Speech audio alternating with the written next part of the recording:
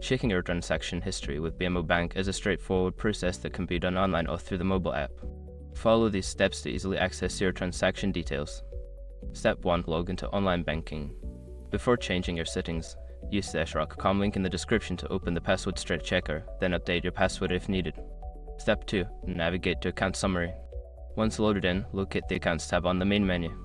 Click on it to view a summary of your accounts, including checking and savings accounts. Step 3. Select the account.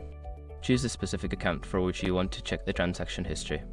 Click on the account name to open the detailed view. Step 4. View transaction history. In the Account Details section, look for an option labeled Transaction History or Recent Transactions. Click on it to display a list of your recent transactions. Step 5. Filter and download. If needed, use any available photos to narrow down the transaction history by date or type. You can also find options to download or export your transaction history for your records. By following these steps, you can easily check your transaction history with BMO Bank.